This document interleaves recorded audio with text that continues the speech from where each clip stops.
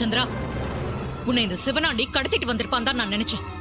ஆனா இங்க வந்து பார்த்தா இவங்களோட சந்தோஷமா பொங்கல் வச்சுக்கிட்டு இருக்க. என்னால இதை நம்ப முடியல. ஏன் தங்கச்சி தானா இந்த பொங்கலை வைக்கிறான்னு? ரேவதி புருஷன் தான் எனக்கு துரோகம் பண்ணானா? நீயும் எனக்கு துரோகம் பண்ற இல்ல? நான் நம்புற எல்லாருமே எனக்கு துரோகம் செய்றீங்க. இனிமே யார நம்பணும் யார நம்ப கூடாதுன்னு எனக்கு தெரியல.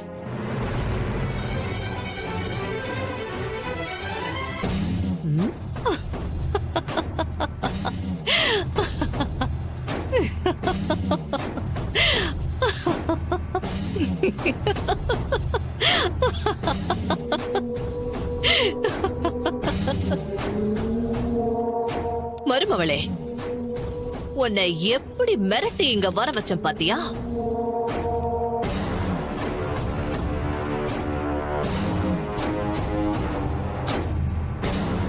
நீ இங்க பொங்கல் வைக்க வரலனா உன் அக்காவை கொன்னுடுவன்னு சொன்னதுனால தானே நீ பயந்துகிட்டு இங்க வந்த.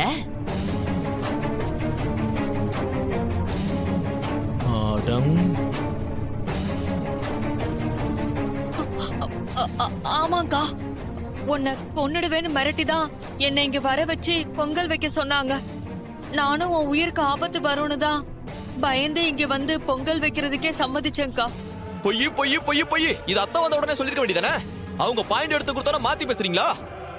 டேய், நீ வாய் மட்டும் சும்மா இருடா. அக்கா, இந்த உண்மையை சொன்னா இதுக்கும் உன்னை ஏதாவது பண்ணிடுவாங்களோன்னு பயந்துதான்க்கா நான் உண்மையை சொல்லல. எனக்கு உன் உயிரை விட இந்த உலகத்துல வேற எதுவுமே பெருசு இல்லக்கா. அதனாலதான் இவங்க மிரட்டினதும் நான் ஒத்துக்கிட்டேன். எப்பா இங்க பாருப்பா. நீ இங்க வரலனாலும் நான் வீட்டுக்கு வந்து உன்கிட்ட எல்லாத்தையும் மறைக்காம சொல்லிருப்பேன்க்கா. ஆனா அதுக்குள்ள உனக்கு எப்படியோ தெரிஞ்சு நீ இங்க வந்துட்ட. உன் தங்கச்சி நான் கனவுலயும் உனக்கு துரோகம் பண்ண மாட்டேன்க்கா. அப்படியே சென்டிமெண்டா பேசி மாத்திட்டாங்களே. நம்ம எடுத்த முயற்சி எல்லாம் வீணா போயிடுச்சே.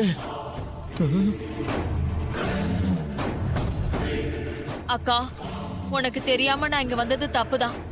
என்ன மன்னிச்சிருக்கா. ஏய், நீதாண்டி என்ன மன்னிக்கணும். நீ என் தங்கச்சி. நீ இப்படி எல்லாம் செய்வியான்னு ஒரு தடவை கூட நான் யோசிக்காம உன்னை தப்பா நினைச்சிட்டேன். நீதான் அதுக்கு என்ன மன்னிக்கணும். நீ இந்த அக்காவுக்கு ஒரு அன்பான விசுவாசமான தங்கச்சி.